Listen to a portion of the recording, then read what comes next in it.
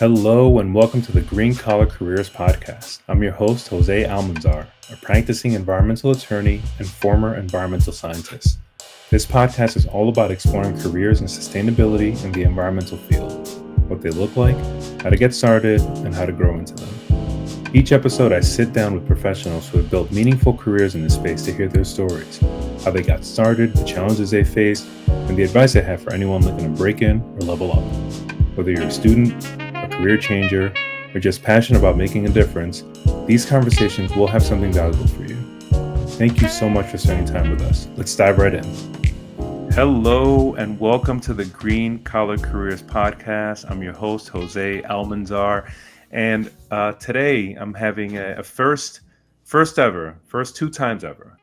Second guest, I should say, Lauren Celano of Propel Careers.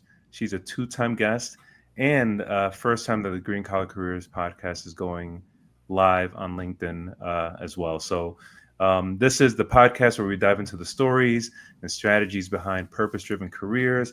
And Lauren is just one of my favorite people. You know, Lauren is the CEO and co-founder of Propel Careers, a Boston-based life sciences search and career development firm. She started this in 2009, I should say. She's got a background in biochemistry and molecular biology from Gettysburg College, has an MBA from Boston University, and she spent the last 15 plus years helping scientific talent find meaningful work in the life sciences industry. She's coached thousands of students and postdocs. She helps people with their LinkedIn strategy, their marketing strategy, how to leverage their networks to make the best out of their career search choices. And she's just a fantastic human. She started a podcast, I think maybe less than 2 years ago, and has already put out close to 70 episodes. She's doing everything and anything under the sun to help her clients, get to where they need in their career. So happy to have Lauren for the second time on the podcast. Lauren, how are you? I'm good, Jose. I'm good. I'm so excited to be back. It's so nice to be invited again. It's always nice to talk with you.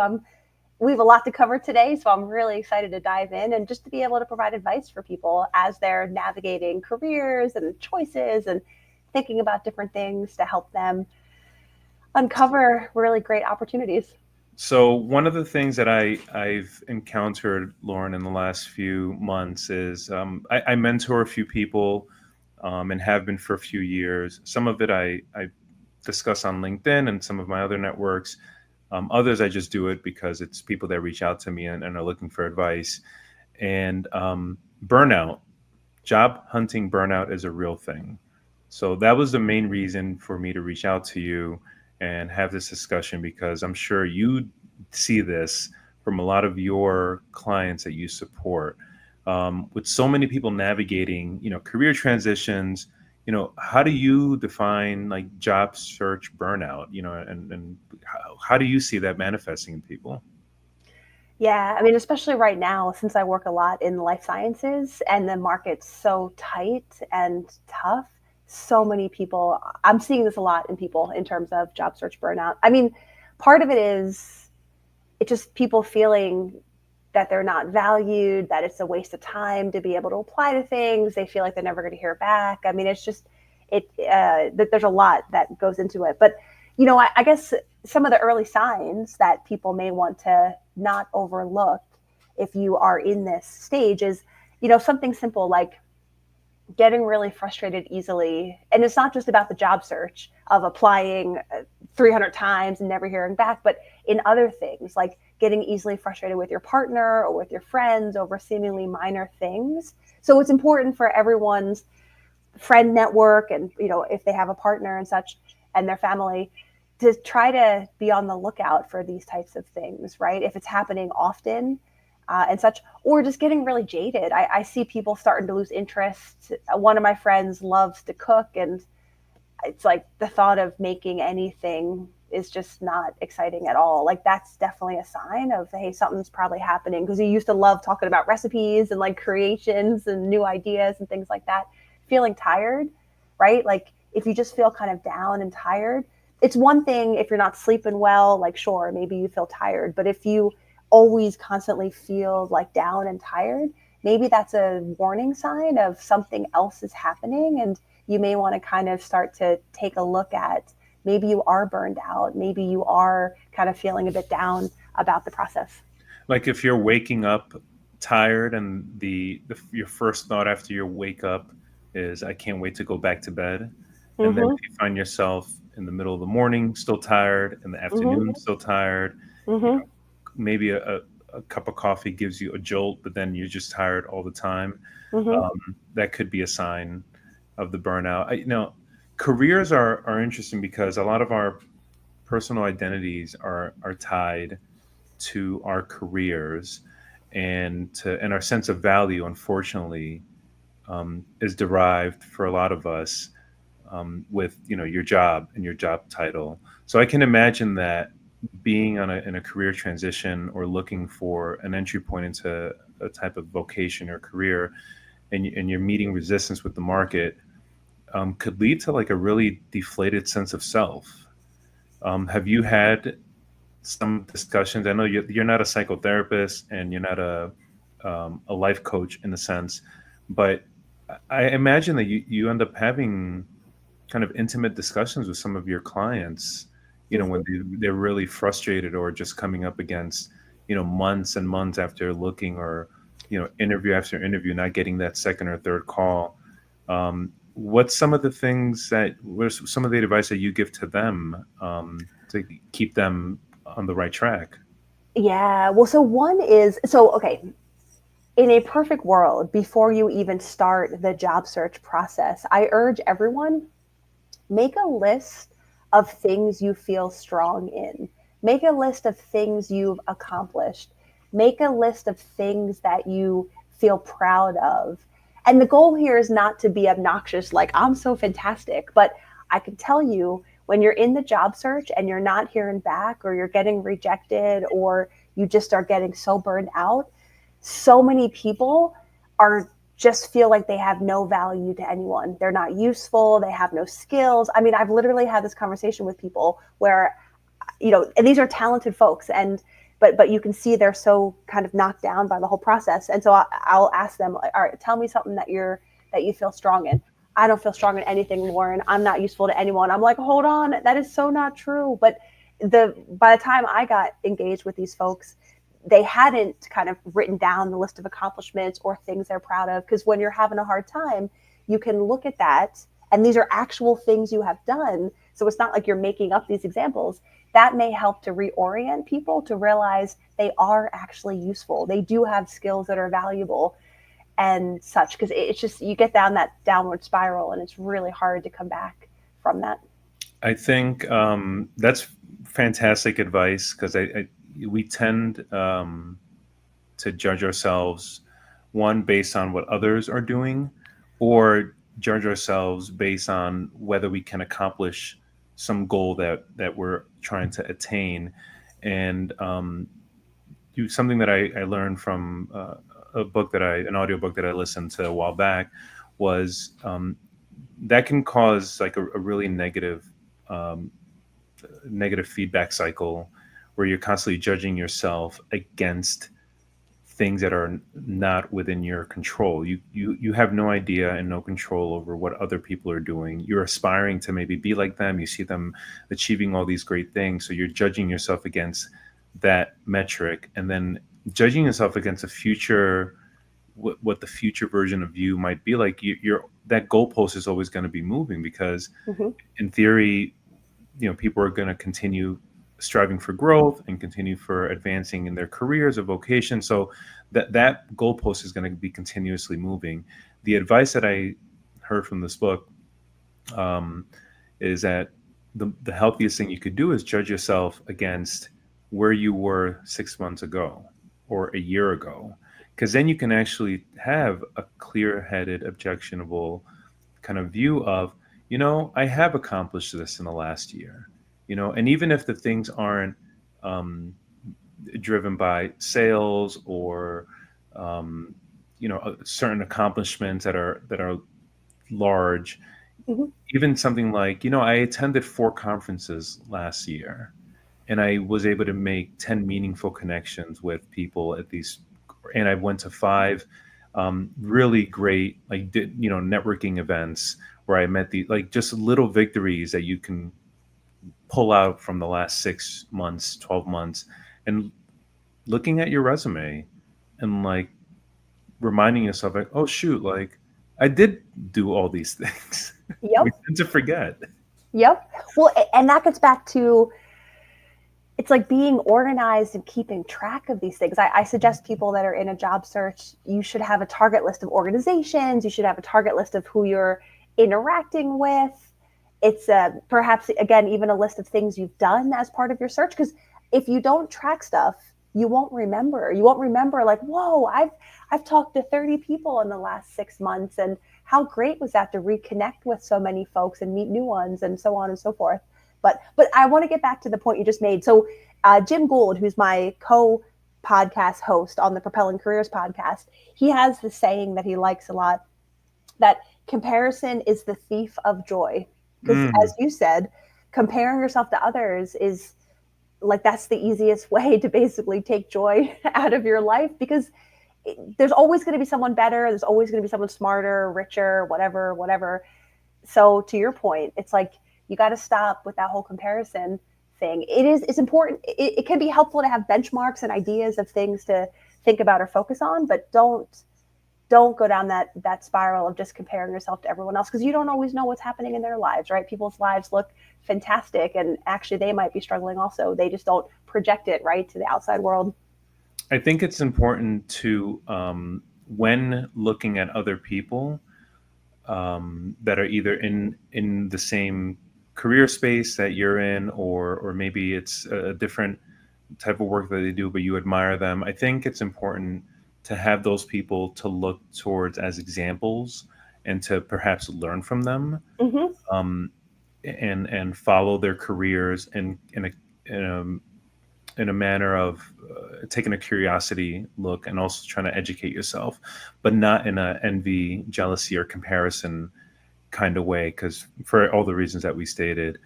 Um, in terms of strategies, let's say you end up with a client who you've been working with for 4 months, and they've had, an interview every 3 to 4 weeks, and they've just been rejected a few times, and the market is drying up. As you mentioned, it's very tight right now for a lot of reasons.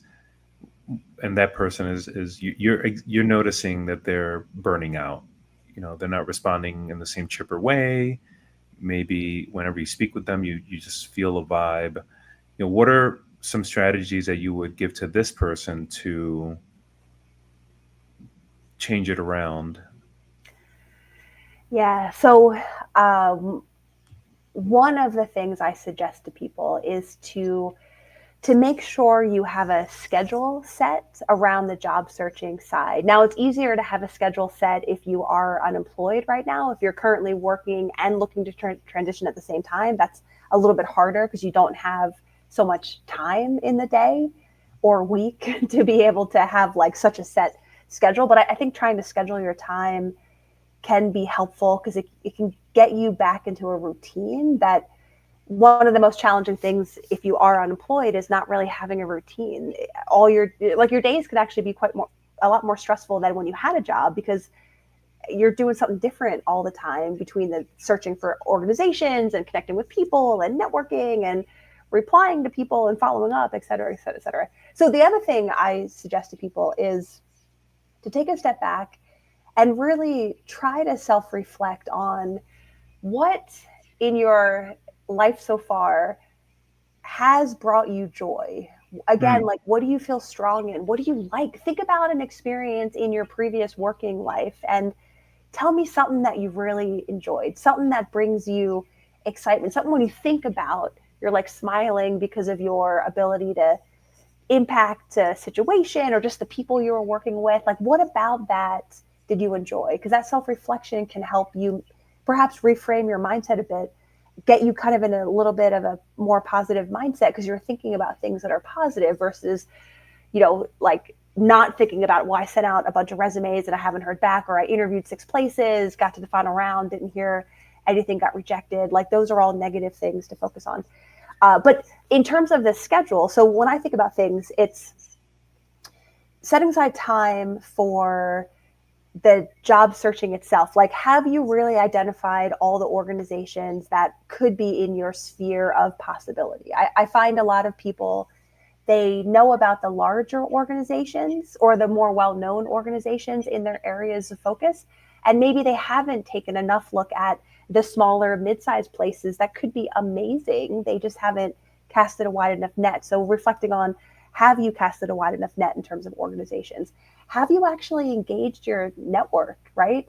It's very lonely doing a job search, and most people tend to not necessarily want to ask for help, or for some reason want to be discreet in terms of the fact that they're looking. If you're in a job search, it's your time to let people know that you're thinking about this. Empower your network to help you. Jim and I talk a lot about that in the Propelling Careers podcast. Like, empower your network, reach out to people. You could start with people you used to work with, people that are alumni connections, friends of yours, friends of friends of yours. You don't have to just start off with people that you don't know at all and are places you want to work in, but reach out, empower people, because they can then let their networks know, and maybe you find something via that method versus just applying online to different opportunities. But I guess those are a few things. And then of course the documentation, like, you really have to be critical. Are my documents actually good? And I don't mean that to be negative, but it's like, that's where seeking feedback from people becomes helpful. Maybe you can ask to see their resumes and cover letters. People may want to share stuff, so you can make sure that you're putting your best foot forward for the opportunities that you're considering. It's complicated.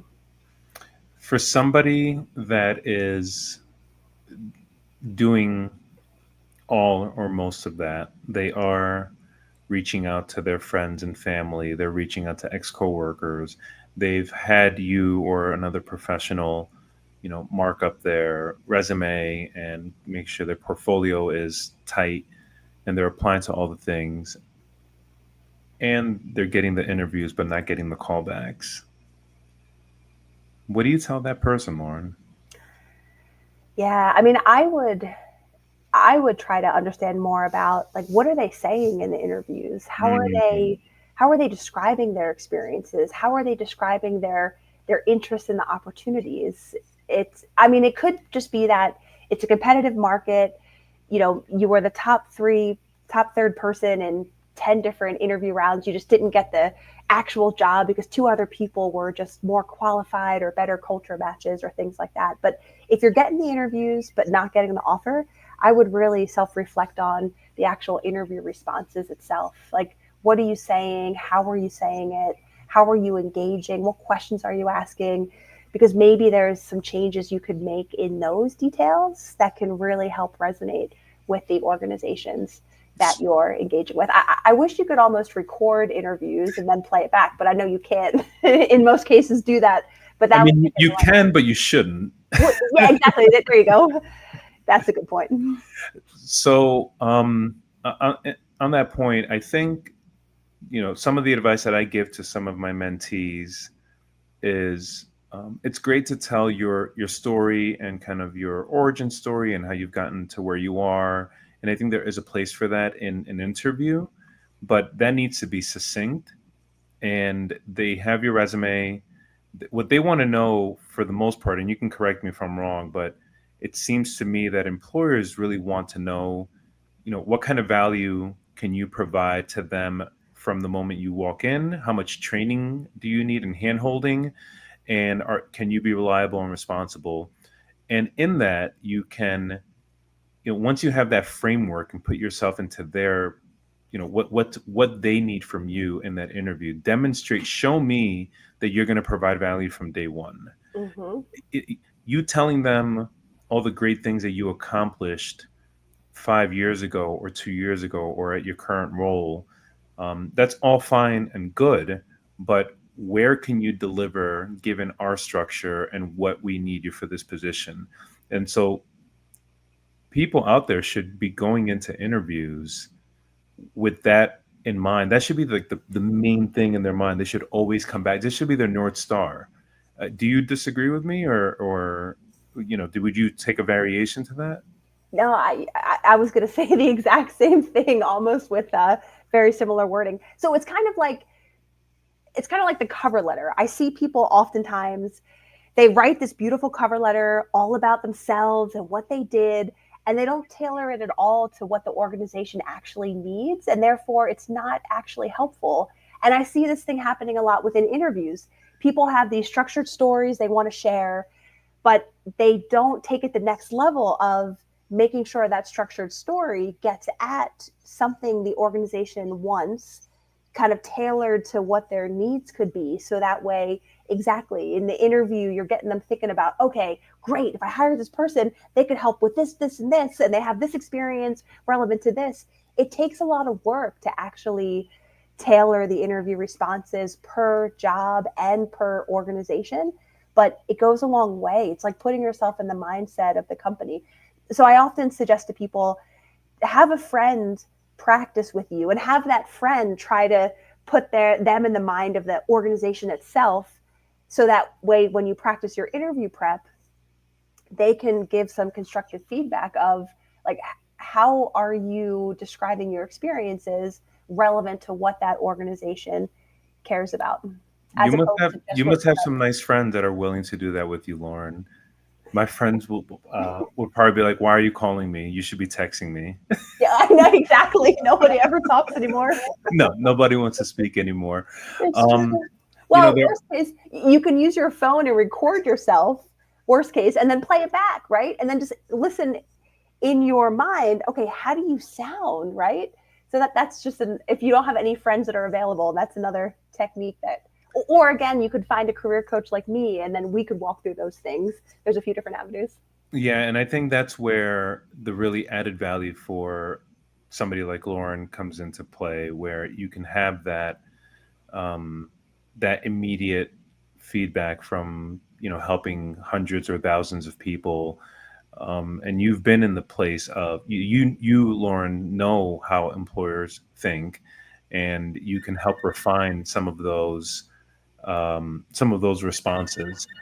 I think in terms of unique strategies for unique strategies for just putting yourself out there. I Again, LinkedIn, Indeed are great. Job boards and job postings are great, but I think you probably have a unique perspective because you've seen every version of how people can get opportunities. What are some strategies that you might give to somebody early in their career who's looking for unique opportunities or find sourcing unique opportunities?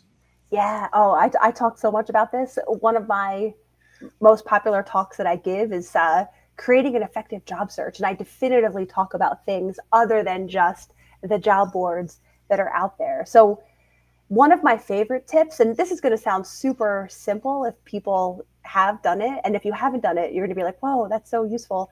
So, I love going to where data is about organizations in a given space. And so, I'll share a simple example, but people can apply it to their interest areas. So, if you came to me and said, hey, Lauren, I'm really interested in jobs in the neuroscience space because maybe you want to develop drugs for Alzheimer's or Parkinson's or some other neurological disorder, I would say, well, fantastic. Um, why don't you look at the annual conference, the website for the annual conference for the Society for Neurosciences annual conference? You can go on that website. You can then look to see, well, which companies exhibited, which companies presented, which organizations sponsored, and which organizations had posters. You now can probably get a list of more than 1,000 organizations that are somehow related to neuroscience. And then you can go through and figure out, well, all right, which ones are doing research, which ones are doing advocacy, which ones are doing patent work, which ones are doing medical writing work. There's all types of organizations that might attend a meeting like that. So that's one example where you can definitely broaden out your awareness of organizations that are out there by doing something like that. Most people, they'll look on the job board and type in neuroscientist, Cambridge, Massachusetts, and they'll see what pops up. And or they'll Google neuroscience companies in Boston.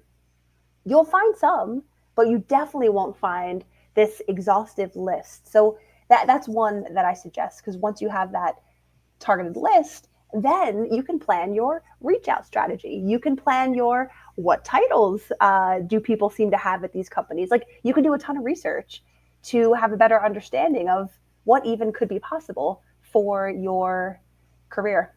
So I love that because it requires you to go beyond the simple Google search, which I think so many of us fall trap to. Is you search, maybe you go 2 pages deep, Yep. and then you're exhausted because at that point you're getting, you know, sites that are irrelevant to what you're looking at, and then you kind of give up. Here, you know, the approach that you're giving, I hope people are taking note. The approach that you're giving is that there is already data that has consolidated, like a very tailored to what your interest is. So you use Alzheimer's, but in the environmental and energy space, for example, let's say it's renewables. And Mm-hmm. let's drill down even niche for that. Let's say is wind. Let's say it's someone's just like, I'm really passionate about the wind industry. There are at least a dozen wind conferences, Mm-hmm. large wind conferences a year around the country. They all have websites with agendas, lists of speakers, lists of sponsors, list of presenters, list of exhibitors. Yep.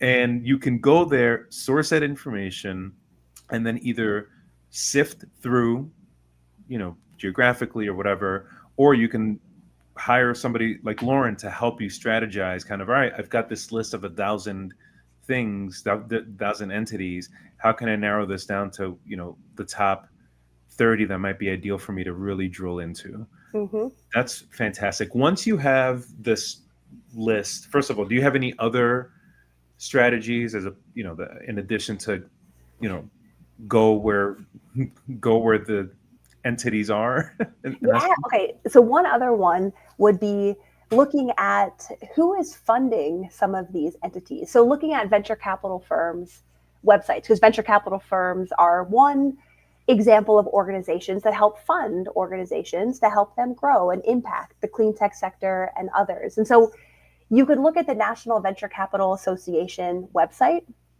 to get a listing of organizations that are members of the National Venture Capital Association. And there's, I don't know, at least a couple hundred, if not probably a few thousand venture capital organizations.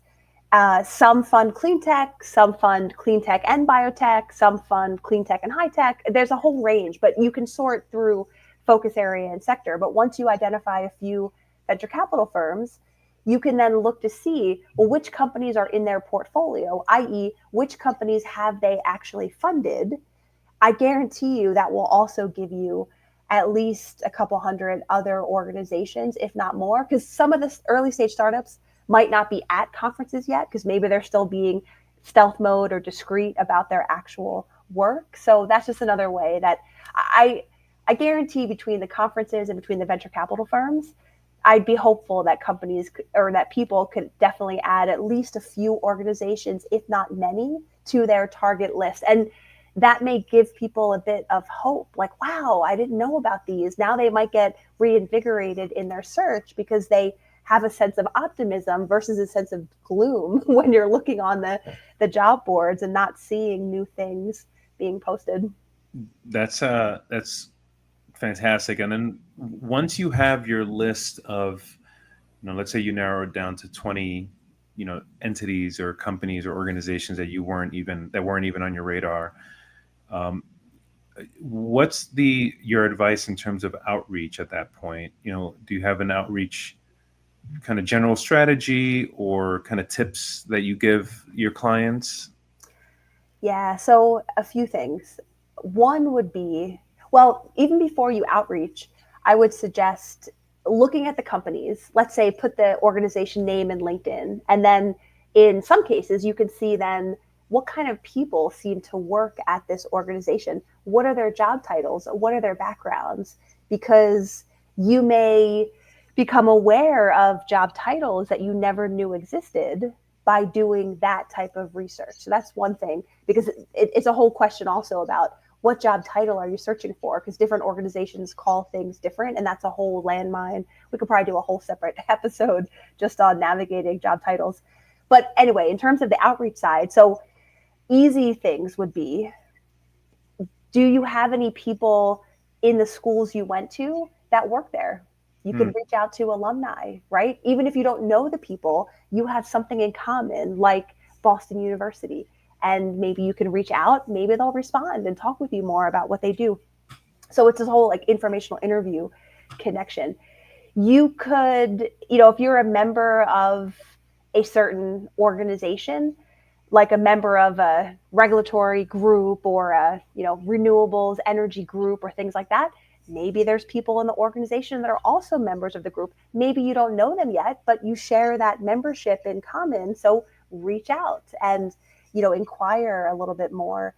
You could ask your friends, right? I could be like, Jose, there's 3 organizations I'm interested in. Do you happen to know anyone at XYZ? And you might think, oh my God, my neighbor actually works at one, and someone I play soccer with works at the other. So that's where you can leverage that target list to empower either you to reach out or empower your network to help you with connections.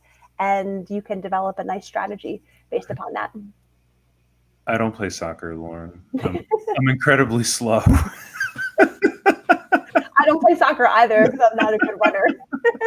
No, and so your strategy is at that point, just to kind of summarize, is to leverage your existing network to get you warm touches, Mm-hmm. because a warm outreach is infinitely always better than a cold one.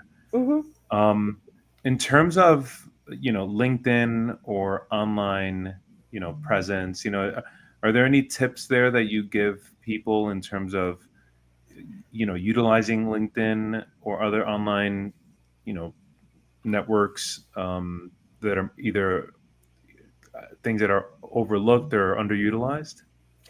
Yeah. So one is the summary section on LinkedIn. So many people have nothing in their summary section, which is the top part of LinkedIn that is meant to give a guide of like who you are and what are you doing. Or I'll see people have a few words in their summary section, but not enough detail. And so when I think about the like leveraging the summary section, that's your opportunity to give a little bit more insight about your career journey. So you might write things like, I've always been passionate about impacting the environment. And, I started off in my undergraduate focusing on these areas, and I purposely chose this school because of their focus on XYZ. Following graduation, I was really excited about, you know, carbon considerations. And so I chose to take a role at XYZ organization because I wanted to dive deeper in terms of what that looked like. And maybe outside of work, you're involved in this nonprofit and you volunteer with this organization. Like you can give a little more context as to why you're doing something, kind of how your career journey has progressed. And if any of you are looking for new opportunities, like actively because of a RIF, a reduction in force, as an example, I would urge people to be open if they're comfortable with it about what they're thinking about next. Now, the challenge is I don't always suggest people to say exact titles per se, because you don't always know what title might correspond to your background. But maybe you could say things conceptually like, I'm really excited for a career where I can dive deeper into renewables to be able to help this type of community in this type of area. So, because people might then see that and think, oh, well, you could be this title in my company or that title in that company or whatever. So it goes back to empowering people to have a little more sense of who you are and why you do what you do. It might really resonate with folks, and it might be a reason why they may reach out to you for opportunities. So that way you don't have to only be the one that has to apply directly for things that are out there. That's great advice because you're right. There are people that set up their LinkedIn profile and they think um, that's all they need to do. And if you're an active job seeker, you're really missing the opportunity to use LinkedIn as your personal portfolio. Mm-hmm. And because, I mean, you know this better than I, but employers, yes, once you get through the screening and they have your cover letter and your resume, the first thing they're doing probably before they even call any references is going to your LinkedIn profile and seeing, what you've been up to over there. And Yeah. that's a lot of data that's an opportunity that you can further highlight and showcase kind of your genuine interest in the subject matter that you're trying to get into. Yeah. Well, and also to build upon this, the other feature I like to use a lot is the like the post on LinkedIn. So one of my friends, he is in between jobs. He works in the PR industry and has been. He was a part of a reduction in force, and it's been amazing watching him in his job search. So he did a few things. He every couple days will write like a summary about an article he read that has relevancy to his area of interest. So that's fantastic because he's keeping his name in front of people, but he's also educating people on things that are important. He also has volunteered to attend a few conferences because when you're unemployed, you don't necessarily have a whole bunch of excess cash to spend on things. So he's volunteered. I would love to go to your conference, but I can't pay the X thousands of dollars of registration. But I'm happy to write some blogs about Mm, some of the panel sessions. Could we kind of barter? And a few conferences are like, that'd be amazing because they want visibility and so forth. So then he gets to post about these things. Hey, I was here. This is a few things that were talked about. Blah blah blah. So he's done a lot of great things to be able to keep him in people's minds. So I'm hoping soon there'll be a post of, hey, I'm starting at this new job because he's been so active and so engaged. It's been amazing. So again, I know you can be down when you're in the job search, but these types of things of like keeping your network updated, providing useful content, it might make you feel better and it keeps momentum on things. And that might help, again, people maybe reach out to you to see if they can help in terms of opportunities.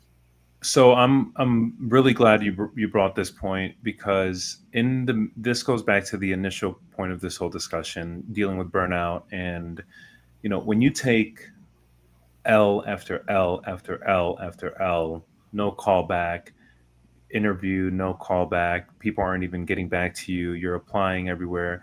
Those L's start to accumulate, and it can really affect your state of mind, your psyche, your ego is bruised, and you really do start to feel valueless, worthless, unworthy, and as if you're not meant to be, in the career that you want. Mm-hmm. And it's very easy to become extremely demoralized and not only burned out, but lead to depression and other issues. The way to get out of that is, and you I don't think you can get out of that by meditate. I don't think you can meditate your way out of that. Mm-hmm. I don't think you can yoga your way out of that. I don't think you can lie yourself lie to yourself out of that. I think the most effective way to get out of that funk is to start accumulating little victories. Mm-hmm.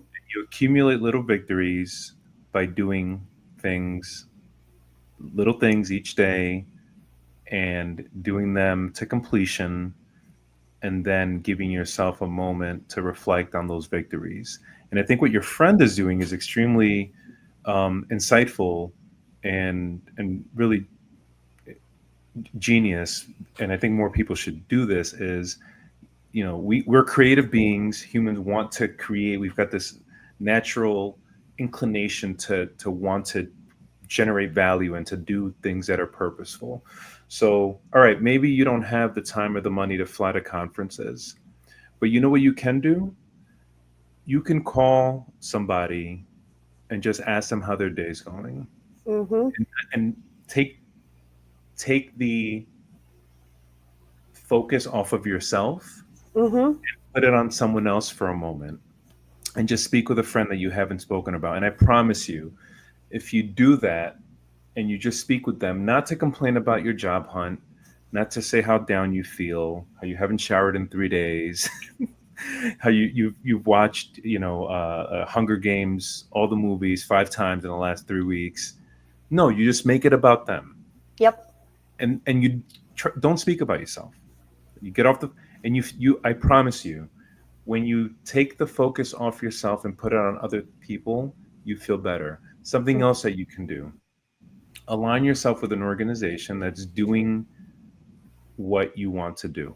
A trade association, for example. In Mm-hmm. attorneys, we have different bar associations. They're always looking for content creators, not necessarily social media content creator, but they're looking for people to write. Find out who is the chair of a committee for something that you're substantively interested in. Reach out to them and say, "Hey, I've got an interest in this thing." Let's say it's robotic hands. Going back to life sciences. Mm-hmm. Is that even part of life sciences? Like Yeah, I mean, there's all sorts of convergence of like med tech, life sciences. Yeah, I would say it falls in that bucket. Fine. I'd be interested in co-authoring an article. I'll Mm-hmm. take the lead. Like start, and that's the advice I give to my mentees: is go out in the wild and do stuff. Like you're not gonna Yep. feel better lamenting and being upset. You have to do stuff and then follow through and act on it. Mm-hmm. You start accumulating little victories. You see that there's something happening this upcoming weekend in your community, a local, trash cleanup or cleaning up a school. Yeah, it's not like work related, but you know what? Go do that for a little bit. Take the focus off yourself. Go make yourself feel better. I don't know. Do something. Take Yeah. action. No, exactly. Because if you're just sitting at home lamenting all day about not getting calls back, that's rough.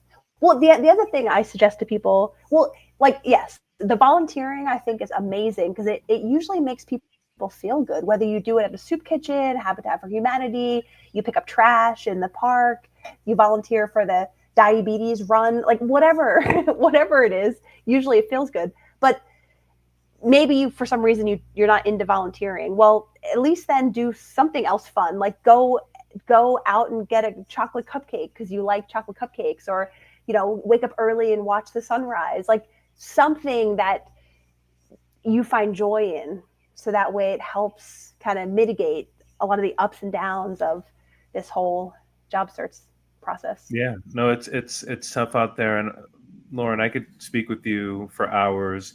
I want to be respectful of your day. I've already kept you about 15 minutes longer than, because we had a whole once before we went live, we spent about a half hour just jawboning, catching up. So I really appreciate you being here with us on this kind of first, as a second time guest, and first on this live version of the podcast recording.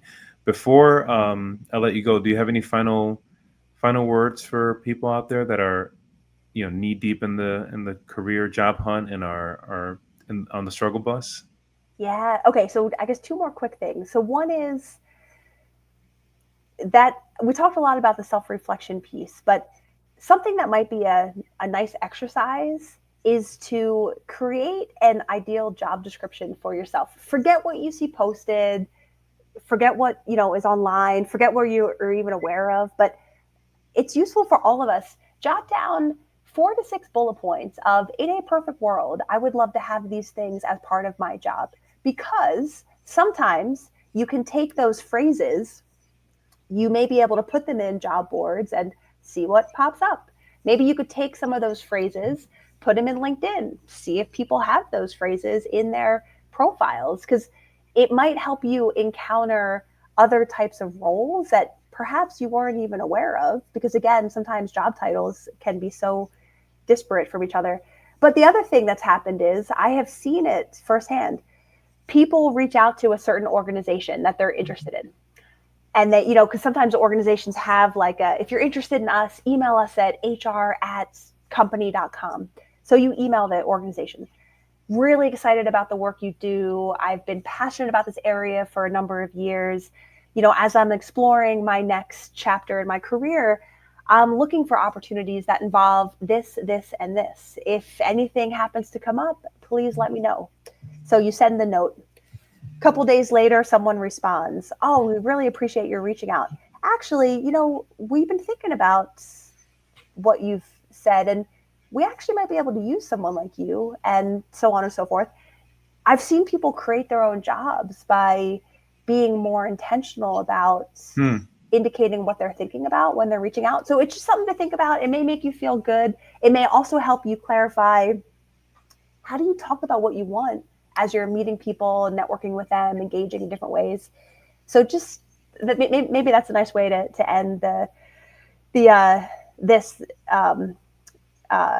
event, is just like, yeah, being really intentional, finding ways to be proactive, put yourself out there. I know it may feel challenging, but the results could be amazing from that opportunity. And don't do the search alone. I think we've emphasized that a lot in this discussion. Engage people so that way you empower your network to help you, and perhaps it'll feel less lonely as you go through the process. Lauren, I love that message. And, we're communal by nature, our species. We need to lean on each other. And I think that's a wonderful way, because you're right. Looking for, your perfect career, your next job could get extremely lonely. So I really appreciate you being with us.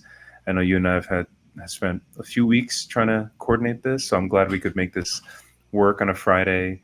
And just really appreciate you. I'm so glad that you're out there encouraging people to kind of find, to not settle, and find, what their purpose, driven careers, and really try their best and stay on the right track. Everyone, if you want to connect with Lauren, she's on LinkedIn, Lauren Celano of Propel Careers. She's got a podcast. She writes. She's out in the wild. I think she speaks. She's the most prolific speaker I know. I don't even think she has a home anymore. I think she just sleeps at the schools and the conferences that she speaks at. So, no, Lauren, thank you so much. I'm so happy to be here, and I'm excited for you to be the third time I love it. guest on my podcast. Check out Lauren's podcast, Propel Careers. Is that the name of the podcast also? It's actually Propelling Careers. All right. Well, there you go. Propelling Careers on all your podcast platforms, and look her up. Reach out to her if you need career advice. Lauren, thank you so much. Thank you, Jose. I really appreciate the opportunity to share insights that I hope people will find helpful. Take care. Bye. Thank you so much for tuning into this episode of the Green Collar Careers podcast. A huge thank you to our guests for sharing their time and insights with us. If you enjoyed this episode, please take a moment to like, share, and subscribe. It really helps more people discover the podcast. You can also support the show by leaving a review or sharing this episode with someone who might find it helpful. And if there's a topic or guest you'd love to hear from, please let me know. DM me, reach out, shoot me an email. Thanks again for being part of this community, and I'll see you again next time.